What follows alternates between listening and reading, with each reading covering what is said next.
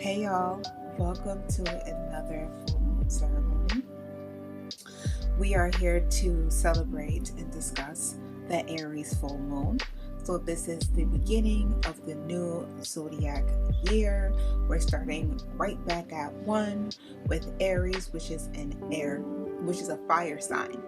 And currently we are in Libra season, which is an air sign. So it's like that pep in your step. It is like speaking it from the chest. It's about that passion. But Libra being the 7th house, the house of collaboration, justice, balance, reciprocation, community, dialogue. It's that air. So it's the mind, it's the concentration, it's the deliberation, it is the vocabulary.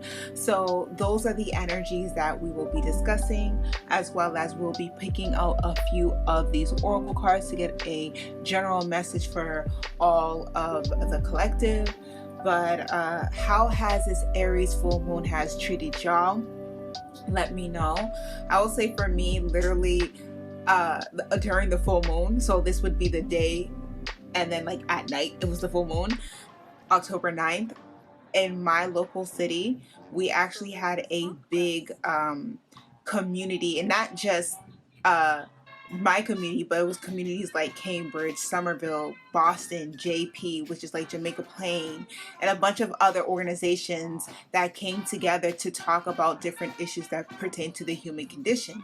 And those human conditions are housing, so housing justice, like anti-war, the war in Ukraine right now, climate change, because the levels of the sea are rising and is causing catastrophes to be even more intense than years before, and not just in the United States but across the globe, like that flood that recently happened that very much took a lot of lives in Pakistan. So different organizations came together to do this festival called Honk Fest. And Honk Fest is an annual festival.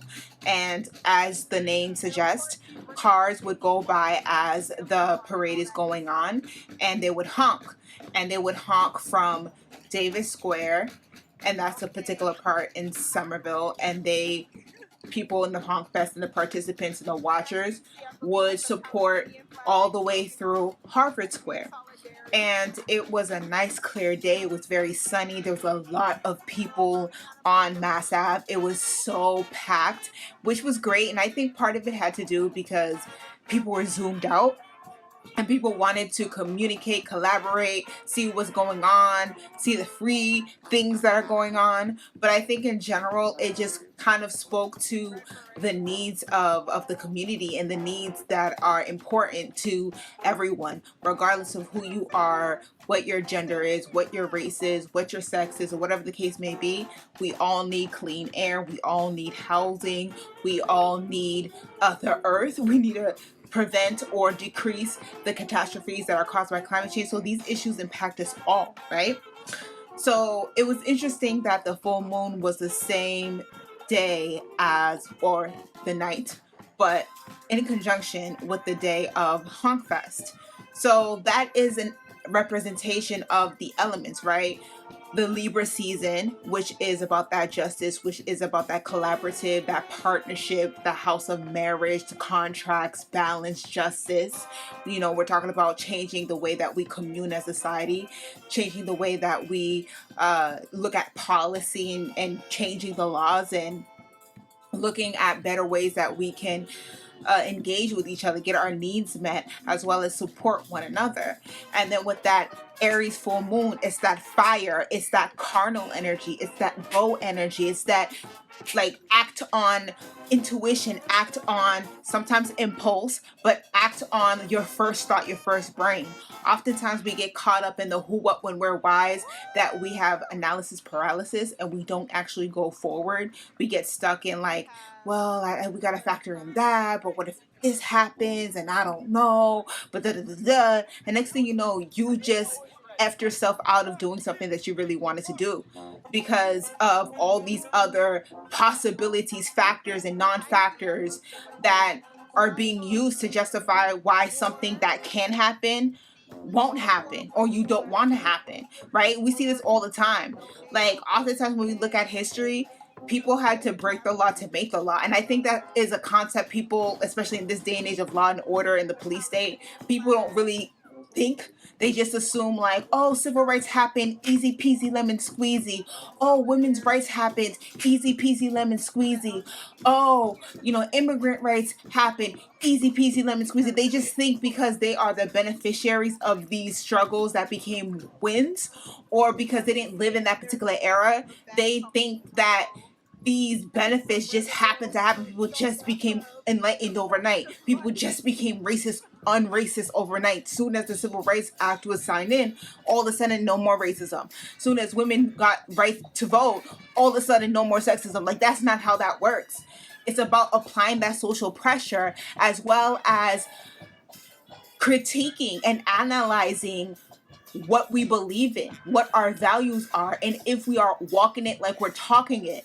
Aries, Libra energy, talking it, so that's very much air, and walking it is very much action, that fire energy. So it's asking us, are we aligning with our assignment, or are we just going by whatever is out there? Are we just blowing with the wind? Are we just riding any wave? Are we trying to live in an indecent way, so we're undercutting one another, we're taking from one another, we're very much scamming, deceitful? So it's very much now asking us to analyze, how are we going to set this new astrological year?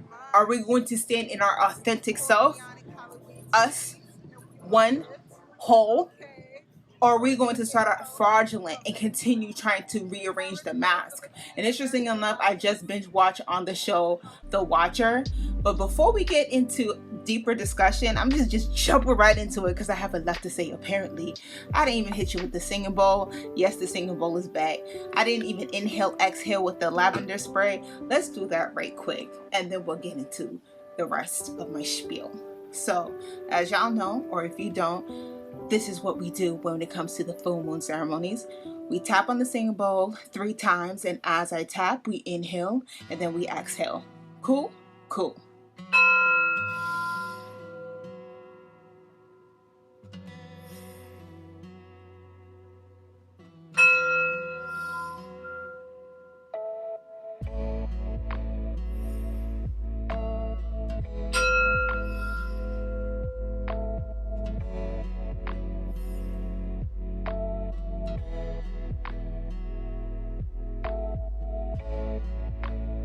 Let us do a cleansing of mind, being present in this space and making sure that we are in our highest vibration, that we are clearing and thinking clearly. We are in our most mindful of spaces, that whatever struggles, trials, and tribulations that weigh us down in this space, that we make room for our abundance, our positivity, our visions, and our affirmations.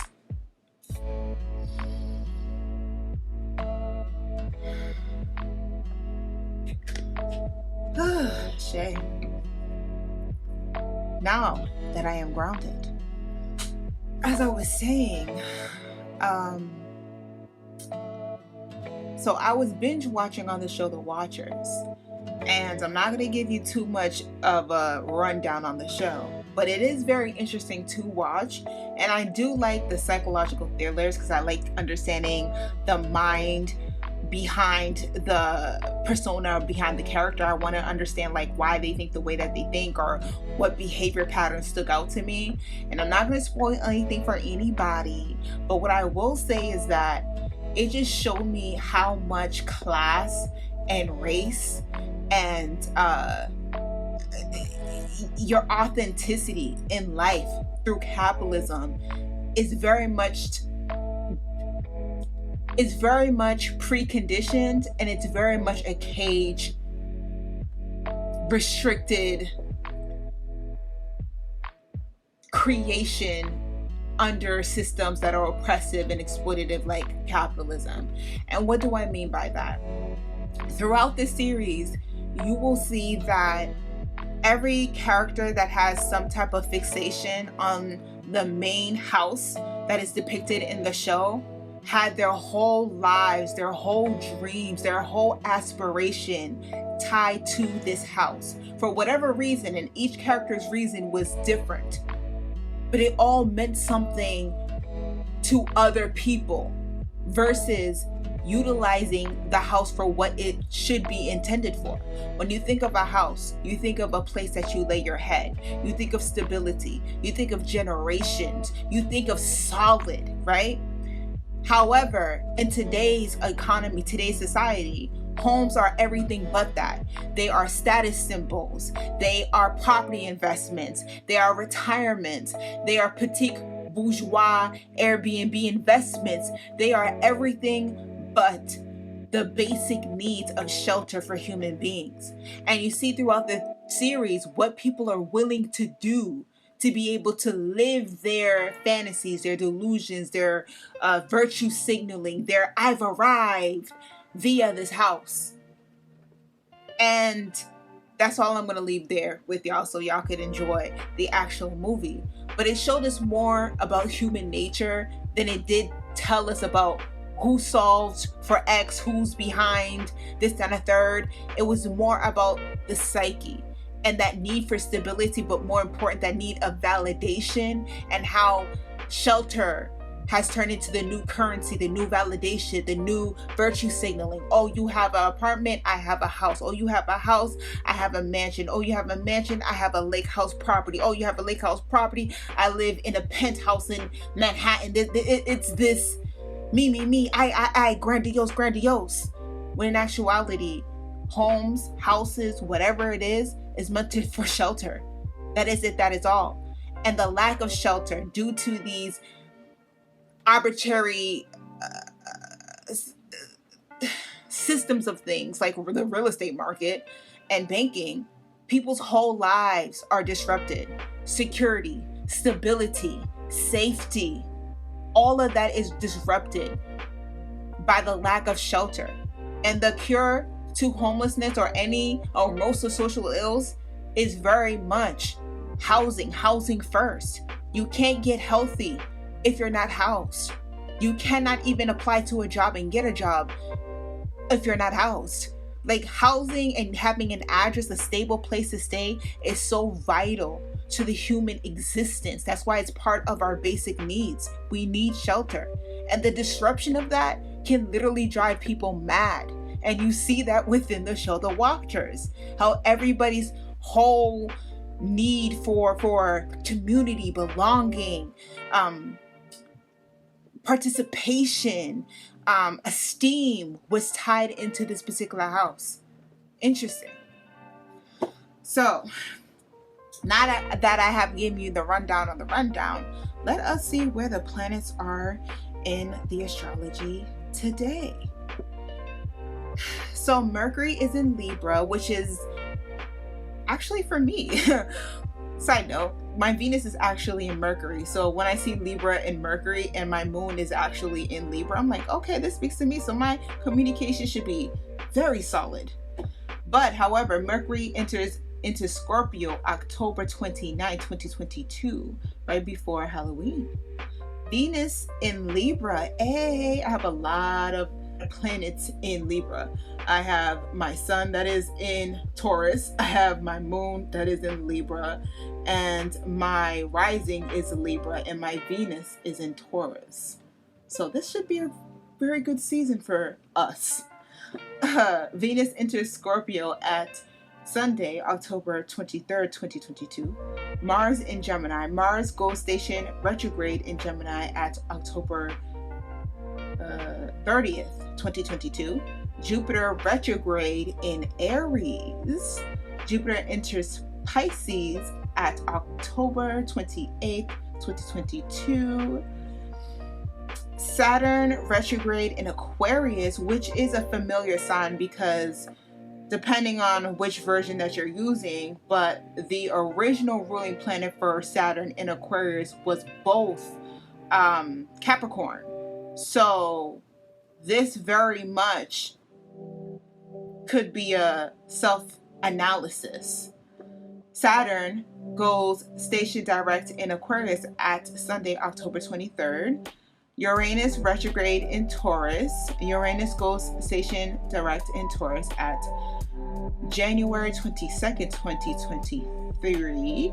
Neptune retrograde in Pisces, which is his home planet. Neptune goes station direct in Pisces at Saturday, December 3rd, 2022. Pluto in Capricorn. Pluto enters Aquarius at Thursday, March 23rd, 2023. And Chiron retrograde in Aries. Chiron goes station direct in Aries at Friday, December 23rd, 2022. So I see there's a lot of alignment. And I see this very much with alignment of who you are. Very much, I'm coming out, do. And I feel this is the energy for the collective. Who are you today? If you are not the person you were yesteryear, you need to step into that. Very much like, you know how women, when they get their hair done and they either dye it or they cut it or do something unique, it's very much strutting. I feel like this is the time for the collective to strut what you got in your authenticity, especially if you've always been seen in one particular way, or you come from a more traditional background and you're more into occultic or spiritual practices, or whether you've decided to go a different direction in life or change jobs or move out or whatever the case may be. It's very much standing on your square unapologetically. Now, let us read about what is this full moon in Aries mean. So, this full moon falls on October 9th, 2022. This full moon might seem particularly magical because it reaches peak illumination near the sunset. The moon will appear to pick up the sunset's hues tinged with red and orange. Oh, I love those types of sunsets, and it's good for that season because the trees are changing the color. It's getting really orangey, reddish, deep pink hues, yellow hues, because the leaves are dying and they're actually falling, but they die so gracefully.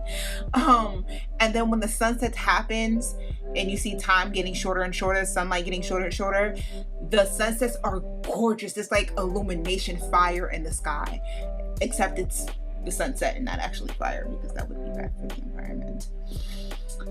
The moon will appear to pick up the sunset's hues tinged with red and orange, while the harvest moon was last month.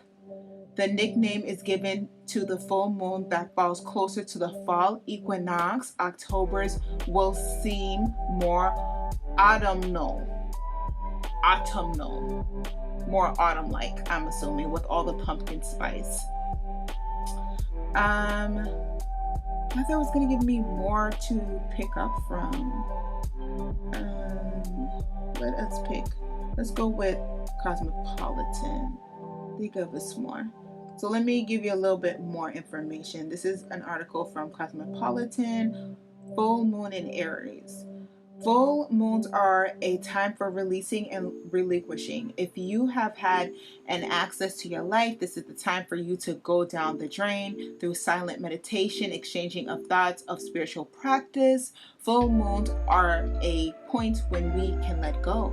Get ready to look back. The full moon in Aries on October 9th is an astrological hint to reminisce on how much you've grown. Exactly what I said.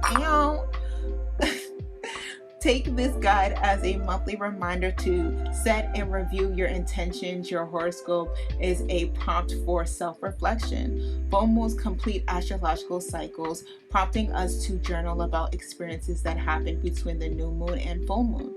The full moon in Aries reminds me of a small child who detests being called a baby or any other endearing term that comment on youth.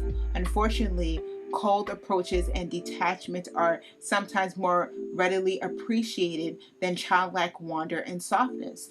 Running from our feelings of vulnerability can create a false sense of security, even as it leads to loneliness. Definitely giving me the watcher temperature. Definitely watch it if you can. So take this moment to get in touch with your inner child. So, on October 9, 2022, the full moon in Aries will oppose the sun in Libra, completing its cycle. In astrology, the moon is associated with childhood, mother, nurturing, and emotions. How do you honor the person you once were? Now is a great time to reflect on your moments of leadership and development through your past experience. Through pruning, we are inspired to bloom again. So, as you can see, it's very much an assessment. It's very much of like judging how much you have grown. It's very much if you had your own home and your parents did this activity where as you were growing up, they would mark maybe every week or every month, they would mark how tall you have grown to see your overall development throughout the years. It's kind of like that, but on the spiritual side, on the astrological side, very much of how much have you grown in your person, in your spirituality, in your relationships, in your self-worth. Like, how do you act like that in person? How do you reflect that esteem in relationships? Do you advocate for yourself? Do you minimize yourself? Are you still holding on to people, places, and things? Like, it's very much being honest and being bare with yourself. So now that we see what this Aries full moon is giving, let us pull some cards from the first deck, the Moonology deck, and then we will follow that up by the Earth Magic deck, and then we will finish it up with the Romance Angel Oracle deck. So let's see what your spirit guides, the divine, the ancestors, your spirit team has to say. And again, this is a general reading for all 12 signs, but this is very much walking like you talk it.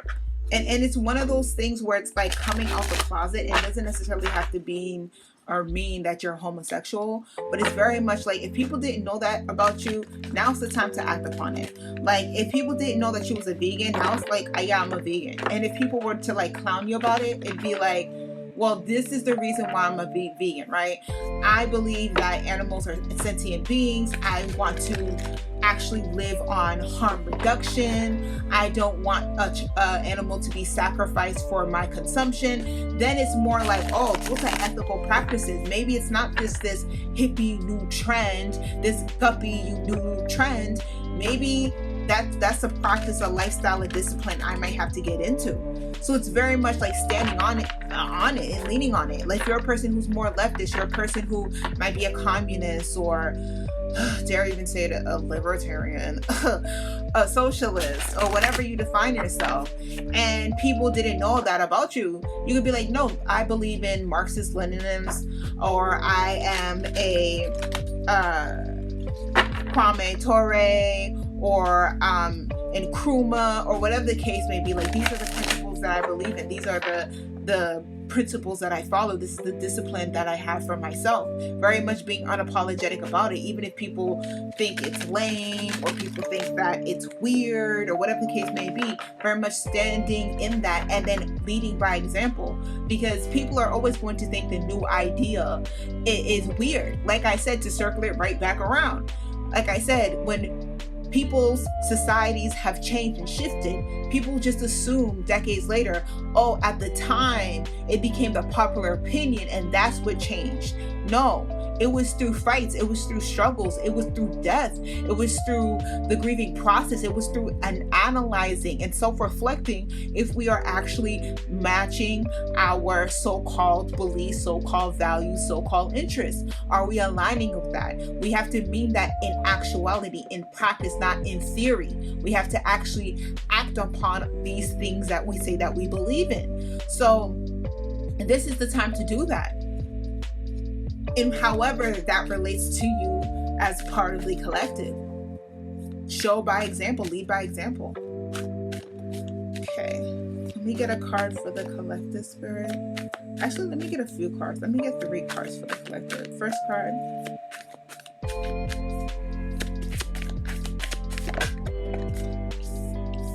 We have your commitment is being tested first quarter moon. And then underneath that, we have a personal issue reaches resolution, full moon in Cancer. And when it comes to the astrology, Cancer is that planet. Well, when it comes to tarot, Cancer is the mother of I guess you could say, the zodiac wheel, because Capricorn is seen as the father and Cancer is seen as the mother, not only because they are in opposition to each other when we're talking about the wheel. The 6th house is in direct opposition to the 12th house, and the 6th house is Cancer, the 12th house is Capricorn, but also it's talking about that mother energy. It's talking about nurturing. It's talking about rebirth. It's talking about anew. This could be a resolution with an issue with the mother principle, the mother energy. This could be your legitimate mother. It could be mother issues. It could be intimacy issues, or whatever the case may be. Or maybe you have had issues with a person who's a parent, but whatever the case may be, it's very much the energy of putting things to bed. And I'm sensing an energy of like, sometimes the best answer is no answer. And I'm getting that as in particular for a good amount of y'all, where it's like, I can't deal, so I'm just quote unquote giving up. But it's not necessarily giving up as opposed to I choose my mental health, I choose my personal well-being, I choose myself versus whatever anybody else expected to do, especially if it's something that is tradition, especially if it's something out of, let's say, hierarchy or establishment or order. Very much Capricorn, very much public face, very much authority. So it might be, again, I don't want to necessarily say breaking the law, but it's more so taking a stance. Again, Martin Luther King got arrested multiple times, okay? Technically, he would be considered a whole criminal. Technically, Harriet Tubman freeing her people, freeing them north, technically that was a crime. Technically, Black people were at the time were considered property. You can't free yourself because you're stealing yourself, technically, in the law. Technically, Harriet Tubman was a wanted woman, literally wanted, and we revere her today.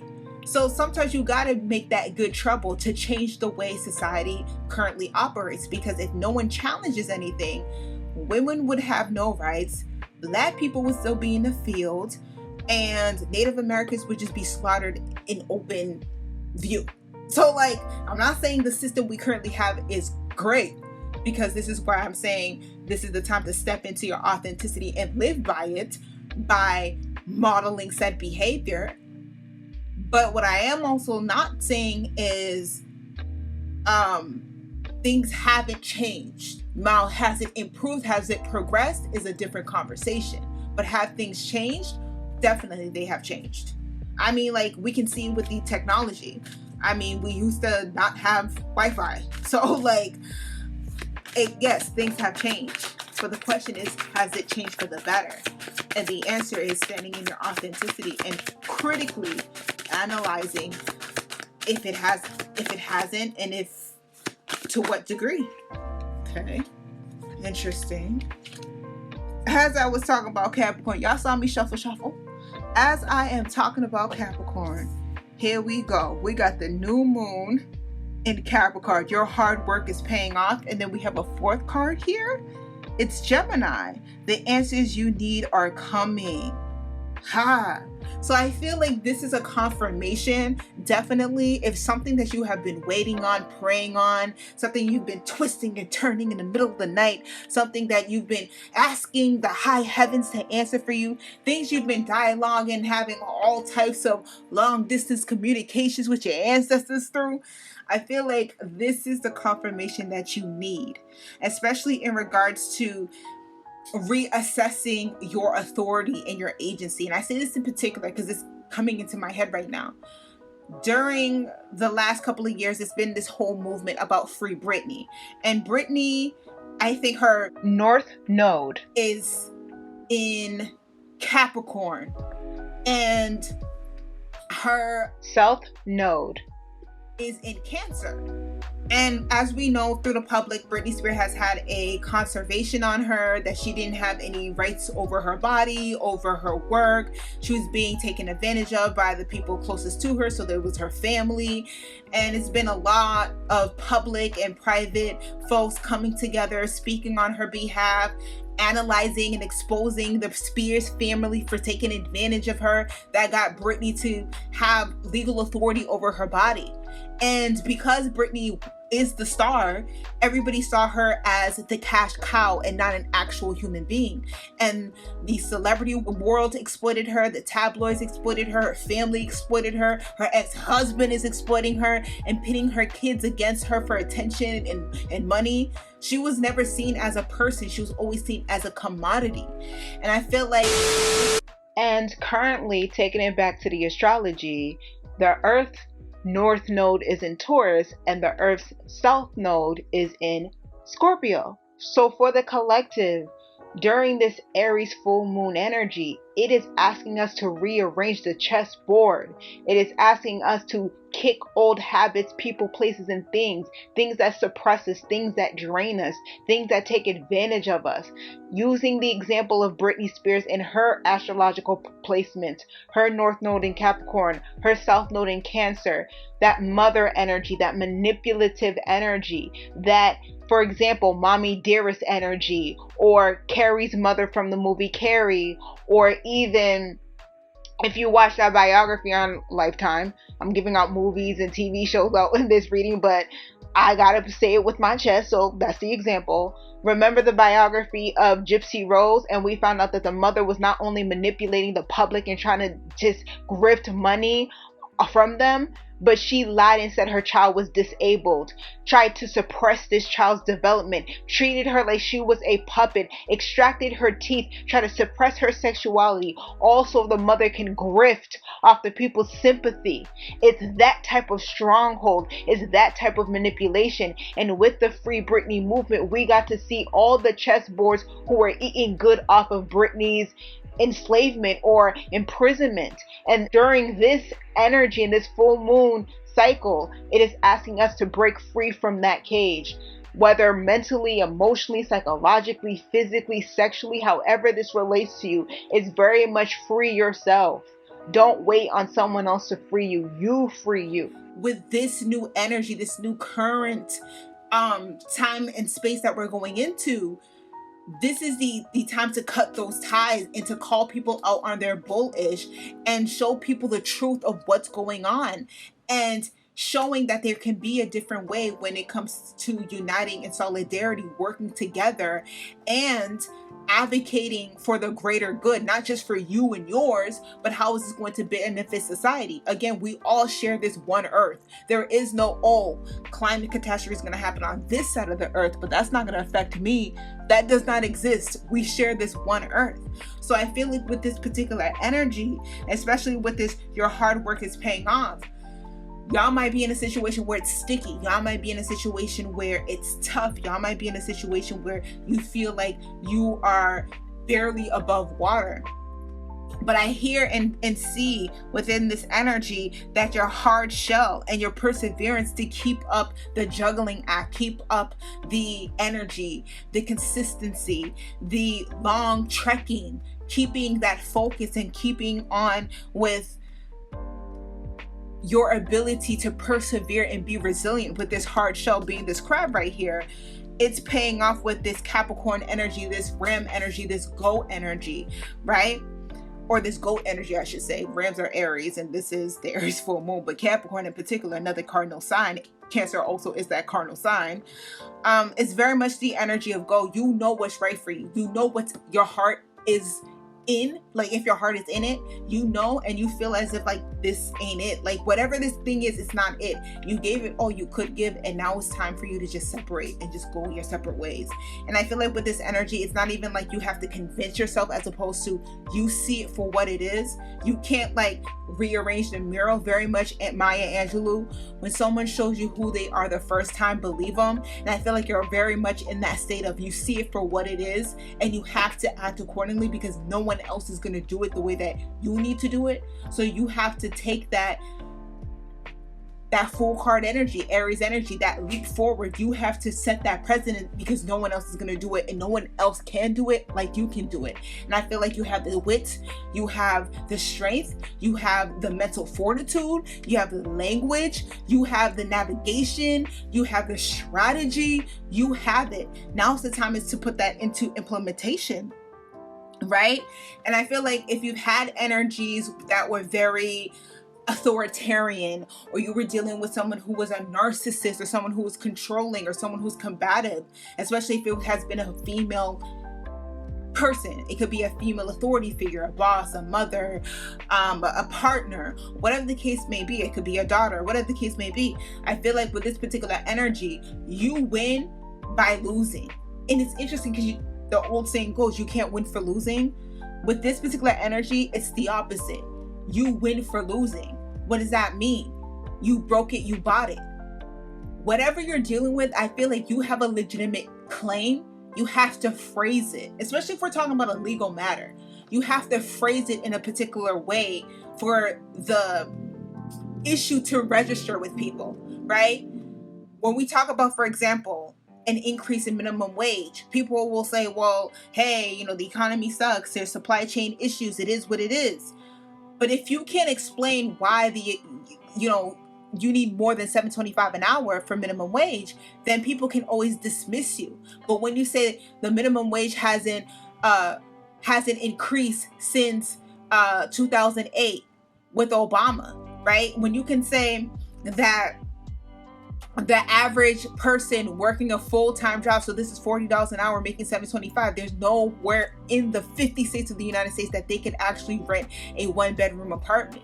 When you say that factoring inflation, factoring in the high increase of gas, factoring in the high fees of childcare, you are in a deficit instead of a surplus. When you can actually have the language and the statistics to back it up, it's not just when I'm complaining, I want more money, but now it's like, oh, this is affecting people's life outcomes. This is affecting people's material conditions. This is affecting people's health. This is affecting people's quality of life.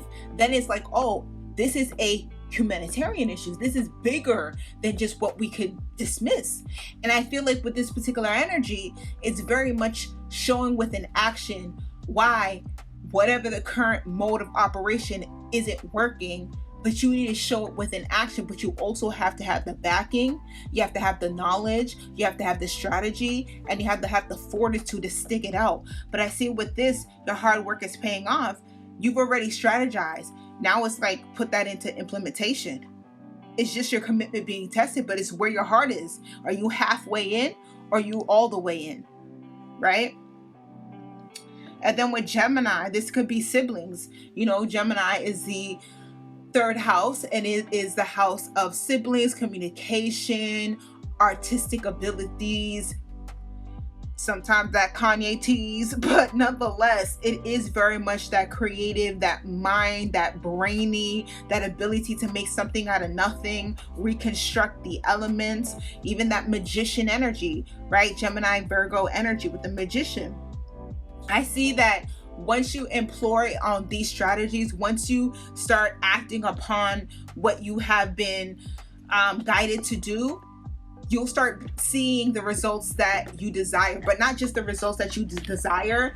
I feel like it's one of those things where it's like, once you see it, you can't unsee it. Like, once you understand the exploitative nature of capitalism, like let's say from popular movies like Parasites, once you see it, you cannot unsee it. Once you're able to have that enlightenment, you cannot unsee it, you cannot understand it. Like, now it's like, oh, it's in your face. Kind of like prior to like the pandemic, people would say, just work 50 million jobs, hustle hard, grind it and get it, right? People would just say like, oh, everybody's getting flew out to Dubai, everybody's buying Gucci and Fendi, like everybody was faking it to make it. After the pandemic, a lot of people like, we can't fake it to make it. We can't even borrow on credit anymore. Like, we have nothing in our savings. Like, now it's people can't fake the funk. And with our ability to understand how these systems exploit us and take from us and leave us in these precarious and vulnerable positions to be exploited, then people can come together and say, okay, now we got to strategize, because this is a broken system in this way. Now we got to re-strategize. We have to build networks, build solidarity. We have to inform the masses. We have to this, that, and the third. Because until we are able to break it down from a point of view where the artsy fartsy Ivy League can understand us, and the everyday working class layman slang talking person of the working class, they too can understand it. So until we're able to mend those bridges, we'll be in this tailspin, blaming each other and allowing people who prey on us to continue preying on us because the system isn't changing, as well as instead of working together to defeat these obstacles and subjugations, we're being divisive and we're backbiting and pointing fingers and trying to harm one another when we're all in the same precarious situation. We catch more bees with honey than flies, but ultimately we are only as strong as our weakest link. We have to work together in solidarity. And even with TV show Squid Game, when they had to do that whole walking over the bridge thing, they had to work together, work as one organized body to be able to defeat the game to get to the next stage. That is life. You have to work with people, and sometimes these people, you may not agree with them 100%, but if they align on things that are crucial to you, like they believe in climate change and they want to work against that too, but they may be weak when it comes to foreign policy, or they may still hold on to slightly regressive thoughts and opinions, you can educate them on their way. No one is 100% woke. No one wakes up and understands material dialectics. Like no one understands and just magically understand the system of things. You learn as you go. You read, you collectivize, you challenge your opinions, you talk to the everyday person in the working class. You read, you engage in material dialectics, but you also engage in critical thinking, international affairs, understand the what is what, and then you're able to better understand how you can play your role when it comes to building a better society. Let's see if we can get 3 cards from the Earth Magic Oracle deck, and 3 cards slid out. Perfect. We have Dance. Okay. And we have Ancestors. And I know y'all saw DNA. Interesting, because these cards are eerily similar, and these are the only 2 cards who have that snake image, and they have that, I want to not say primitive, but that's the word that's coming to me, that traditional Aboriginal, very much people who are considered foragers, or people who are considered hunters, big game hunters. Not necessarily big game, that's more exploitative, but more so like they hunt for their food, but they're not like trophy kill people. But the term is not Bushman. It's actually offensive to say the term, but like the Khoi people of South Africa. But nonetheless, this particular energy is getting back to the basics. And like I said, bringing it back to the watchers. And I'm not promoting, they ain't cutting me no checks, but I feel like it resonates to the collective, because a lot of people are facing homelessness. A lot of people are facing housing crises. A lot of people are finding themselves living out their cars. There is a such thing as called the working homeless. You have a full-time job and you're still homeless. Like that is a thing. There are Amazon workers that live in the parking lot, and it's not 1 or 2, it's a lot of them, and Amazon is full aware of it, but they don't increase their pay wage. But Jeff Bezos has a super yacht. So these are the contradictions that we are challenging ourselves and seeing, is this a benefit or a hindrance to the greater society? Because no person is their own island, and we are all engaged in interfacing and connected with one another. We cannot harm a person and not expect that harm to affect us too. Like you will see it all the time. For example, people who've murdered other people, they'll tell you that they think about that person, that person haunts them, that person, that night or that day or that occasion, whatever the case may be, it replays in their mind. They are plagued or haunted by that incident or that action. So even if you get away with it or you get locked up, you're never clean from it, because you took a life from someone, and that's not something light. And everybody got a spiritual team. Everybody got ancestors, you know. Everybody got somebody or something watching over their head, if you catch my drift. But nonetheless, you cannot harm somebody and think that that's not an imprint that you are causing onto yourself. Cause and effect is everything, right? Even Newton said, what goes up must come down. So with this particular energy, I feel like either something's being activated in your DNA, or you're realizing something that has like came down through the pipeline in your ancestral lineage. This could be something that you practice. It's gonna be very much teased if you ever watch Sabrina the Teenage Witch, which is fitting because this is October. Halloween tease. But remember that Sabrina was half mortal and half witch, because her mother was a witch, but her dad was an actual mortal. And then on her 16th birthday, like, she found out that she was a witch, and she had to like practice herself, spell books and all that jazz.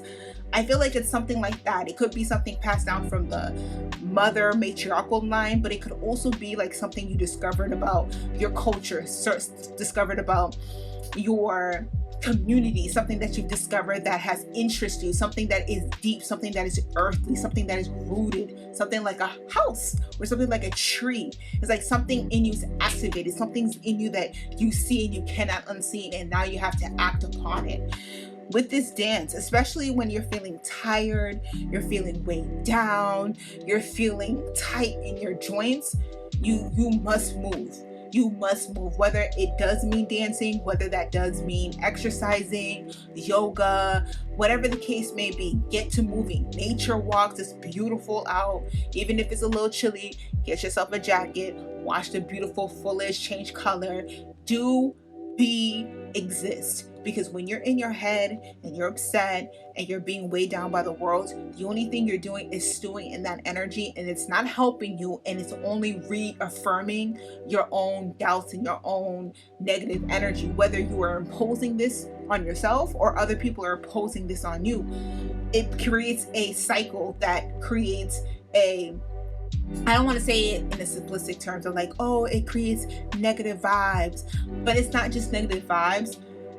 When you're in a consistent state of negativity like depression, you tend to like stop going out. You end up sleeping like a lot later in the day. You don't really take care of yourself and your image. You know, you have a lack of interest in life. You might have more dark and gloomy thoughts and so on and so forth. And depression, unlike just regular sadness, it's a biological, not even biological, it's more like a mental health issue, right? It's not something that you could just put a band-aid on and that's just that. It's not something that you can just shake off. It is a medical issue at that point. And what I'm saying is that when you sit, not saying if you're mad all the time that's going to lead to depression. If anything, that's going to lead to like high blood pressure. But I'm not saying this in every situation case, and I'm not saying this as a definite. But what I am saying is that mad people just tend to be even madder, and happy people just tend to be even happier. Not necessarily because every person who's happy is in the best situation.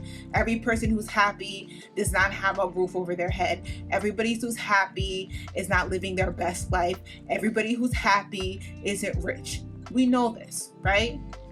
But a lot of people who are happy, whether they have the smallest of things, the most meager of things, countries like Cuba, or even if people who have it all and they're posting and they're living their best hot girl life, whatever the case may be, when you're happy, you tend to just be more happier. You tend to be more optimistic. You tend to look at things, even when it's disappointing, even when it's a setback, you tend to look at things of like, how can I find the positivity? Shucks, I just missed my bus. You know what? This gives me the opportunity to visit that cake shop that I've always wanted to since I'm in the neighborhood. It's like that type of mentality, right? You can always see a positive in something. Or at the very least, you have emotional intelligence and the ability to self-regulate where things are a setback, they don't crush you. And on top of that, it's good for your body. It's good for the circulation. It's good, especially if you're getting older. It's good to keep that rhythm and that flexibility and keep your joints, what is the term? To keep your joints, I don't want to say moisturized because that's not the word, but it's like that flexibility to keep your ability to be youthful and be able to keep your balance and not be so rigid and not be so tight and stressed. You know, some people, as they age, they become more hardened. They kind of like either have the humpback or they're kind of tight like they literally walk like they're being compressed. When you're able to move your body, sway your hips, you tend to feel your body, be more grounded in your body, feel more comfortable and safe in your body. And on top of that, you're able to better have that stability, better have that rhythm, better be able to keep your joints and your muscles lubricated. That's the point. Lubricated. I said moisturized. The point was lubricated. That's the word. You're able to keep your joints and your muscles lubricated, and that's what keeps you youthful and the ability to be flexible. So, dance. Ancestors, generations. Yes, with the snake, this is very much regeneration type of energies. Later in the month will be that scorpionic energy. And that's very much that changing of the skin. They're very much of that water energy. We have the like full moon in Cancer, a personal issue reaches resolution. So this could be again an ancestral curse. You may have broken a generational curse. You may have been able to, let's say, separate from the family or do something grander than like your ancestors were able to do. Again, going back to the comment that I made earlier, people not seeing the struggles of yesteryear and then taking advantage and taking for granted the privileges that they have for this current age and time. This might be a situation where it's like, now it's your turn to create a new cycle. It's maybe your time to add on to those victories and add on to those social society shifts. And it might be a situation where this might have been an upheaval or stagnation within your family, within your bloodline for so long, especially on the mitochondrial mother matriarchal side. And now it's like you're able to break yourself loose from that. DNA karma. I feel like there is this particular energy, especially this is female energy. We have Gemini, female energies with the twins. We have Cancer. That's literally the feminine energy when it comes to tarot, when it comes to the astrological wheel. And then we have a female here dancing with celebration. So I feel like this is very much the female energy. There's a restoration. And I feel like this with throughout the collective. Whether it's a mommy wound, whether it's a lack of ability to nurture yourself or self-care yourself or nurture or find the childlike within. Maybe you weren't able to explore being a child. Maybe you were adultified, you were forced to mature and grow up. Maybe you were in a position where you were responsible for taking care of your siblings or whatever the case may be. I feel like with this particular energy, it's like shaking off those strongholds because they don't belong to you. Oftentimes we inherit these things. We inherit our beliefs. We inherit our religions. We inherit our traditions. We inherit these things and we practice them out of tradition. But this is the time where we have to analyze, if this is strictly out of tradition, have I outgrew this? Does this make sense? Is this scientifically backed? Does this mean anything? Like, hello, are we still burning witches? Like, what is that? It's very much looking and seeing how to upgrade yourself and thus upgrade the way that you interface with the world. And with that Aries energy with the full moon, having that imprint imposed on people by you modeling those said changed or improved, upgraded beliefs, patterns of behavior, engagement, vocabulary, whatever the case may be. Very much I feel like it's on a molecular level, like a DNA level, but I also feel like it's like inside outside. From within it is through without, like what from within and throughout. Like you're matching on the inside on the outside. So you're not just saying, oh, I believe in these things, but you're actually modeling these things that you believe in, inspiring people to do the same too. Being a whole leader, like a whole Aries. We love to see high vibrational. Very much the Emperor card. We love to see it. We love to see it. Especially for women. Especially if you are the type of woman who plays the back seat. You're very much, let the men do what they gotta do. Very much the helper. Very much the neck that turns the head. I feel like this is very much your time to get up on the mic, very much time to speak your speech, very much time to say it with your chest unapologetic, very much time to show them how it's done, very much time. I'm hearing dun dun dun dun dun dun dun dun. Damn, I feel like a woman. It's very much that, taking the reins of life by the horns or by the reins and being responsible for that. But you've earned that responsibility through that discipline, through that self-analysis. And you've earned the respect. You're climbing up those particular ladders. And you're not like, look at me, look at me, look at me, choose me, choose me, choose me. You're letting your actions speak for itself. And that's the most grown, sexy thing that you could do. Instead of me, pick me, pick me, pick me. It's like, no, I am the model. I am the prototype. I am. Not me, I pick me, pick me, pick me. No. Me just being is it. Let's see what we can get for the collective in regards to angel vocal parts.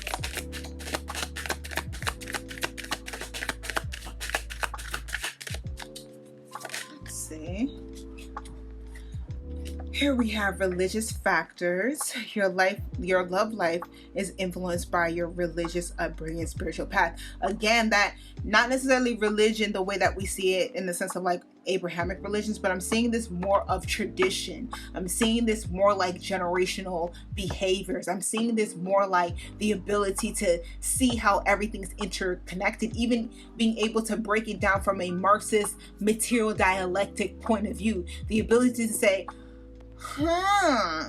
because of that, this happens. So maybe if we improved that, then there will be a different outcome.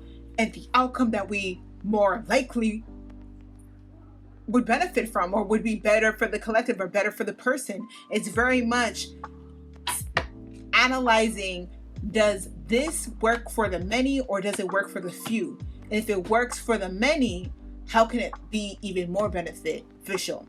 But if it works for the few, who are those few? And is that even having a system that works for the few, even in that, who benefits from that?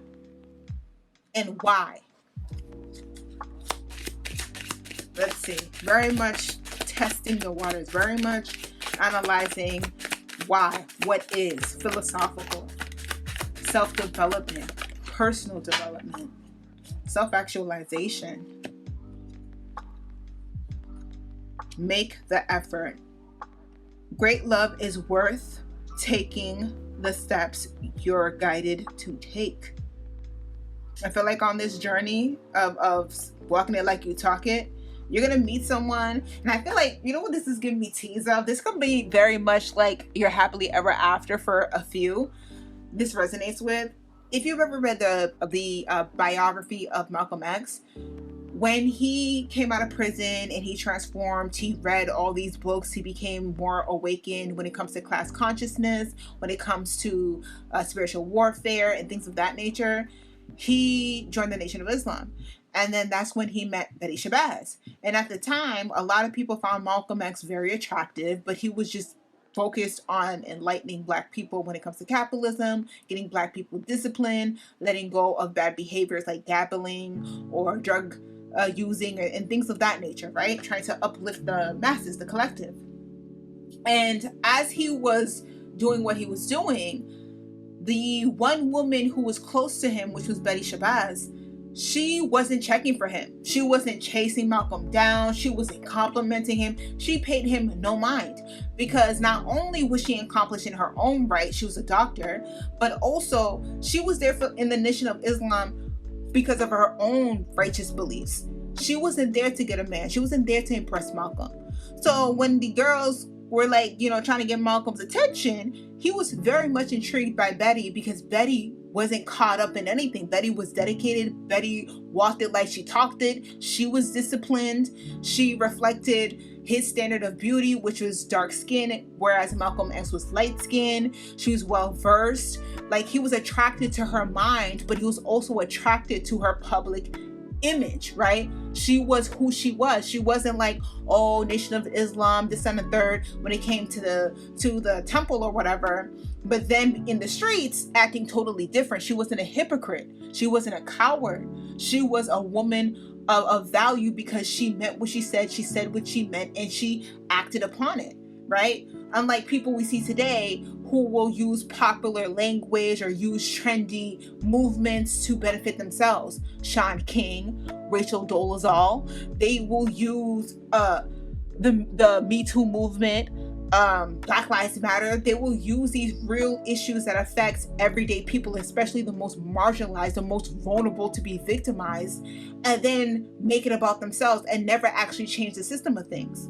So you can tell the real from the fake by how they are, even when people aren't watching but are technically still watching, because we live in the collective. So I feel like on your journey, you might find somebody who really matches your aesthetic, who matches your flow, who really is ride it, down. And at first you may, like this little girl, awkward. You might be like, yeah, we'll see about it. I don't trust it. Or I'm focused on this. Or I'm too busy. Whatever the case may be, you might just dismiss it at first. But over time, and getting to know the person, working with this person, seeing how the person is, you might develop more feelings for the person. And that's not necessarily saying like, oh, you found the person unattractive, then like you're trying to force yourself to like this person. It's more like, okay, you cute or whatever, but I'm not focused on that. I'm focused on getting my financial affairs in order. I'm focused on improving my education. I'm focused on mutual aid, whatever the case may be. That might be what it is. But over time, engaging with the person who's doing the mutual aid with you, engaging in the person who's being educated at the same time you being educated, doing these things together, it's like, wow, like not only, this person's attractive or whatever, but like they have great personality. They are quick-witted, like they are a great cook. You start noticing these things about the person, and that's what draws you in more than the aesthetics and the basic surface level stuff. And that might challenge you, because now it's like you got to be vulnerable now, and that might be another issue, especially if we're going to have to talk about that mother issue. If you have like vulnerability issues, intimacy issues, this might be a time where that gets challenged. If you've improved from intimacy issues, if you improved from dealing with people who were maybe abusive or narcissistic, energy vampires, users, whatever the case may be, maybe they didn't believe in you, shook up your self-esteem, made you have self-doubt, or whatever the case may be.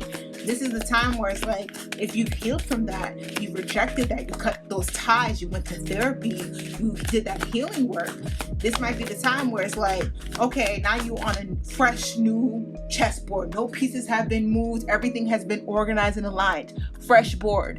Now might be the time where it's like, okay, strike a move.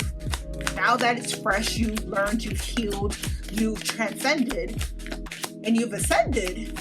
How are you going to stand in your newness now? I'm coming out. How are you coming out? How are you presenting that you are a new woman, man, non-binary, that you're a new person, and what you expected or accepted yesteryear ain't working for today? Yesterday's prices ain't today's prices. How do you convey that without having to beat on your chest again? Calm, cool, sexy, and collective, like Malcolm, not beating on your chest, looking for the attention, looking for the grandiose, not talking about, ooh, I don't want to deal with an FNF, though I do bop to the song. I'm not even gonna hold you. FNF, I'm FREE. I'm not gonna hold you. It slaps. I'm not gonna hold you. I might have a whole women's revolution to that song. I'm not even gonna hold you. And a remix hit 2. I'm not even gonna hold you. But more than that, it's like wanting something deeper, wanting something real, wanting something I could feel. It's that energy. Look at the third card. Like generation, something that lasts generations, something that lasts a lifetime, something real. Something that wasn't pre-selected, not something that wasn't told that you should do, or something that wasn't influenced, something that feels cardinal. It feels primal. It feels root chakra. Like in your gut. Like it was destined to happen. Let's get a third card. And it fell.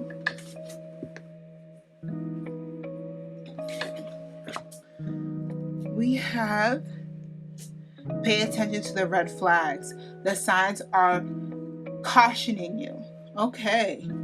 So, I feel like with this third and final card, these red flags, again, it could be interpreted in two ways. It could be interpreted as, are you sliding into these bad behaviors? Are you sliding into things that are comfortable because they're comfortable versus if it actually benefits you? And benefits not necessarily monetarily or materially, but in a sense of like, again, if you're around negative people, you're going to be negative. If you're around people who are energy vampires, you're going to feel depleted. Like that's what I'm talking about more so than actual like money benefit or material benefit. I'm talking about even spiritual, psychological, physical. Do you feel safe where you're at or who you're with? Can you trust these people? Like, can you build allegiances with these people? Will these people have your back? When you ask them to come out, show up, and have your back, will they do that for you? Like, will they stand in solidarity? That's what I mean more so when I say benefit you.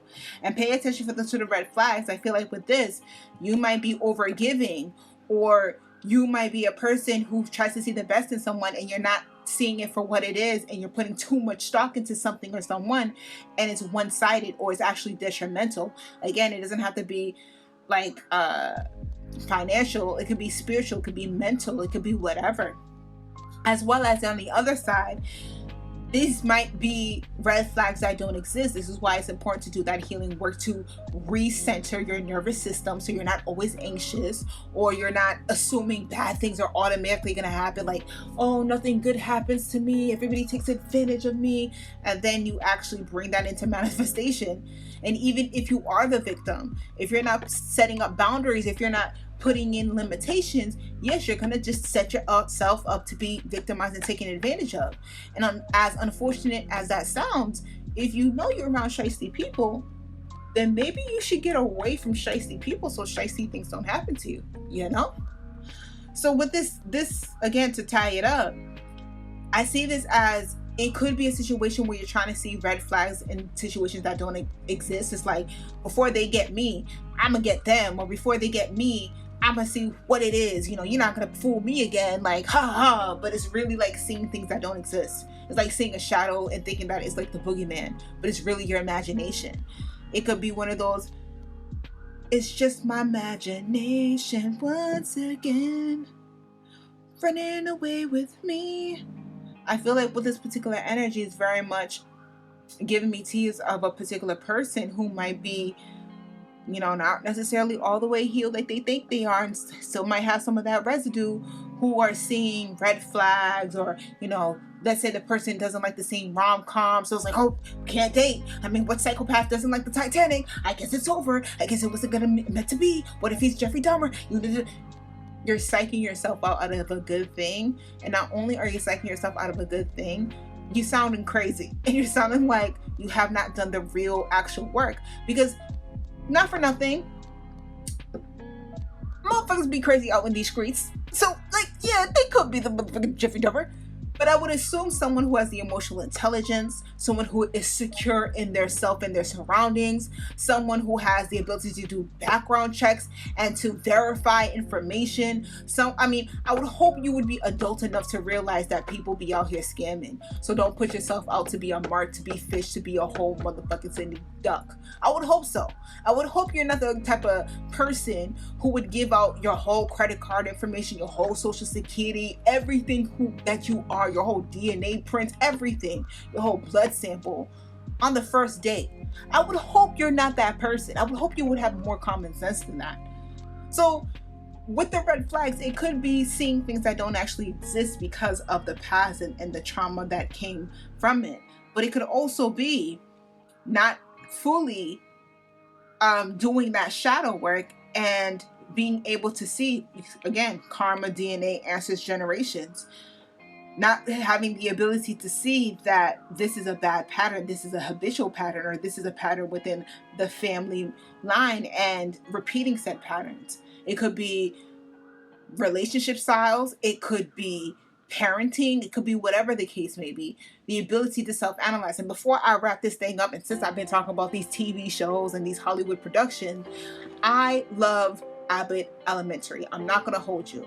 I love me a good, clean cut, wholesome show. I love it. Put it in black, I adore it, okay? And not only as an educator that I like Abbott Elementary, and I can see Janine, a lot of myself in Janine, except the corny parts, but her sincerity and her love for teaching and teaching youth, right?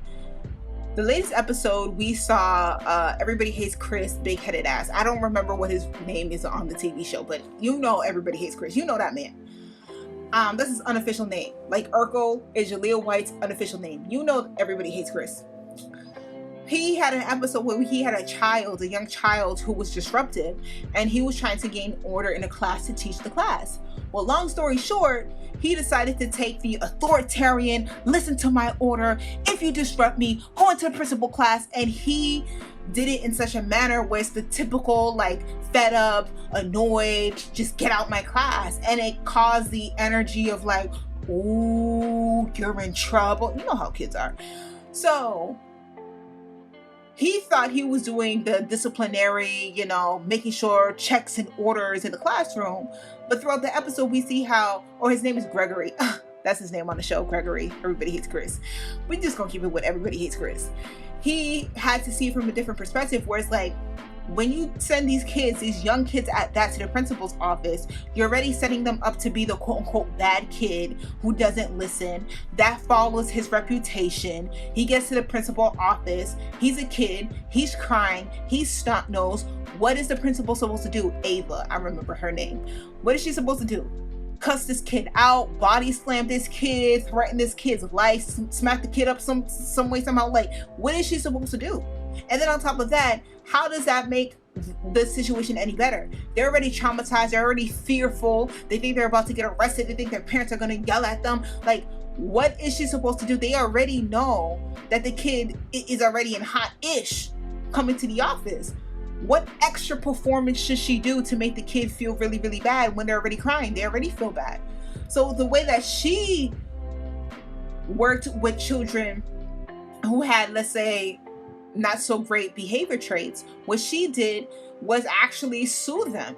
Instead of like chastising them and bullying them, she was just like, okay, sit down in the corner, play some tic-tac-toe, whatever the case may be. Now that may be very non-traditional, and that might not be something that many principals would do, especially real principals and not on TV sets would do. But you got what you wanted. The kids out the classroom, you could teach what you needed to teach, and then you can come back to the child and resolve whatever issues there was. And when Gregory was able to see it from the perspective of the child being, ooh, you in trouble, he understood how that felt for a young kid to be put in that position. And then instead of chastising the kid and trying to get the kid to do what he wanted him to do, he incorporated the kid's interests into the lesson plan, and the kid was participating. They weren't making intrusive noise. They were able to focus. So Gregory had to learn how to work with the child instead of trying to contort and conform and restrict and stagnate the kid. And later on in the episode, when his father called, and you can hear Gregory in Ava's seat, the principal's seat, but Gregory's not a principal, he's a whole teacher. He should not be in her seat. But you can see Gregory, feeling himself in Ava's seat, trying to picture himself sometime in the future taking over her position. And when his father calls him, instead of saying, hey, dad, or hey, you, or I miss you, or something, parents and children have, the kind of communication and pet names that they have for each other. Instead of that, he's like, hello, Colonel, blah, blah, blah, the 5th rank of the Fort Hood military base. Like, he didn't call him dad. He called him his, public name, his status, his victory, his military accomplishments. And you saw how much that put, straight in Gregory's back and put that, attention into Gregory. And then he had to recognize within himself, maybe his need and his desire to control everything comes from his father, who even as an adult treats Gregory as if he's an idiot kid, and that Gregory still has to quote unquote perform this subservience, this servitude, this respecting authority, this like rank and file-ness, and it's not an actual father and son relationship.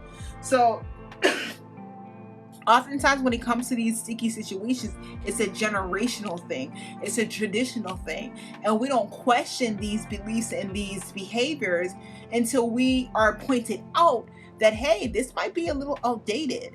Hey, this might be actually traumatizing. Hey, this might be restrictive. This may not apply to you anymore, baby. And it's up to you to decide, hey, am I going to act upon this and transition into the new evolved version of me?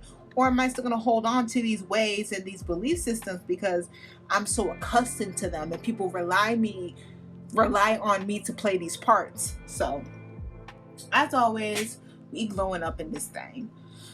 But that is the reading that I have for y'all for tonight. Thank you for coming by.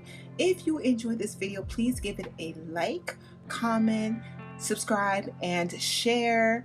I look forward to doing the next full moon, which will be officially Scorpio season. And the full moon will be in Taurus, my sun sign. And we'll be getting into the nitty gritty. But until then, check out past full moon ceremonies, other videos that I have on this channel. If you are interested in process painting, definitely check out the videos I have on this channel, Paint Your Truth, in regards to process painting. If you're interested in HonkFest, the recap, what was out, what was said, what's the what, and how you can get involved in your local community when it comes to getting into activism, whether it's humanitarian, whether it's climate, whatever is your bee's knees, whatever puts that pep in your step, definitely watch that HonkFest video. And if you are interested in engaging and having your own process painting workshop with me, the facilitator, VWCine, and I provide all the materials, the paintbrushes, the canvases, the water cups, and all that jazz, and you're in the Massachusetts area, definitely reach out to me via email at paintyourtruth.art@gmail.com. If you want to show your gratitude for this reading, you can definitely show your gratitude via Cashapp, $VWCine. And you can also find me on social media. I'm on Facebook, Paint Your Truth, Instagram, Paint Your Truth _ don't forget the _, Twitter, Paint Your Truth, but I am most found on YouTube during the full moon ceremonies. And speaking of full moon ceremonies and tarot and all that jazz, if you would like a personalized reading, whether it's love, career, future, whatever the case may be for you and your particular needs, you can always reach out to me via email at paintyourtruth.art@gmail.com to book your own personalized tarot reading or oracle message or whatever that you need. I also do shadow work as well. So if there are some strongholds, some ties, some energies that you cannot shake, that you cannot cut, that you cannot clear, definitely reach out to me. We can definitely crack open the Dark Miracle Oracle deck and see what is needed on the shadow side. So I think that is all I have for you for tonight.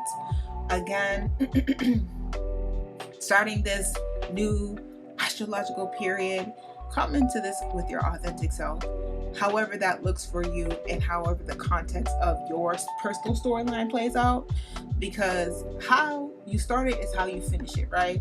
If you scheming, if you greedy, if you doing all types of shicey shit just to fit a facade, just to meet other people's expectation, how you start is how you finish. You know, the people that you see on your way up is the people you see on your way down, right? So you might as well stand on your square and be your authentic self. So let's do 3 more taps with the singing bowl and we will come to a close.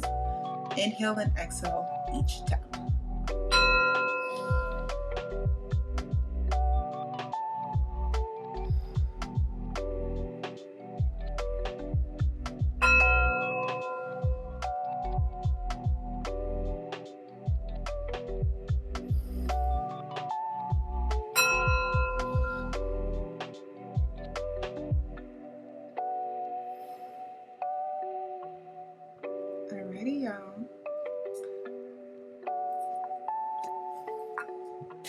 Be blessed, be enlightened, be loved. I am out. Peace.